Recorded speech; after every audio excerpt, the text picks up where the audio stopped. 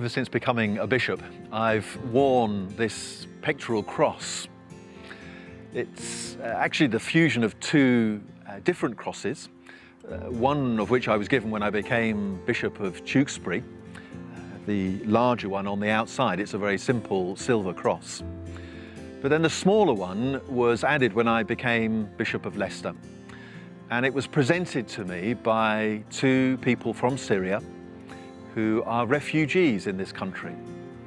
And in the middle of the service, as I was being made Bishop of Leicester, they came forward to present me with this very beautiful and simple cross. And on it, it has not only my own name, but then also the text of Matthew 25, which says, "What you do for the least of these my brothers and sisters, you do also for me." So this cross is very important to me personally, the fusion of two different cultures represented in the central symbol of Christianity. Wearing a cross is actually a very strange thing to do. The cross is a symbol of torture, of suffering, of pain, a symbol of defeat. And yet for Christians, it's also the symbol of new life. Back in medieval times, they would picture the wooden cross, but with green shoots coming out from the side of the wood, the dead wood springing back to life. And that really is the heart of the Christian message, and indeed the Easter message, that the apparent defeat of Jesus on the cross led to his vindication in new life and rising from the dead. So we believe that that new life is offered to people today, not just as individuals, but indeed for us in our communities.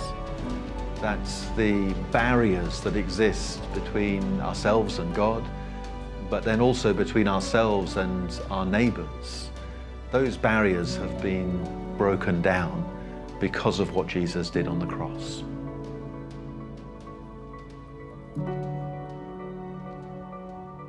We live in such a bitterly divided world. The terrible events of Christchurch, New Zealand recently, and then within our own country, the whole debate about Brexit and our relationship with the European Union. It seems to become such a toxic subject that we can hardly talk about it anymore. So what are we to do in the face of these deep divisions within society and our world? For me personally, I keep coming back to the cross that I wear every day around my neck, the fusion of two crosses and the two cultures that it represents. I keep coming back to the sprouting cross, the sign of new life offered to us in Jesus, and the dividing walls being broken down. So this Easter I shall be reflecting on reconciliation and what that means for us today in our society and in our world. And I invite you to join me in thinking more about how you can live out that reconciliation. And may you know the joy and the peace that Jesus Christ came to bring this Easter time.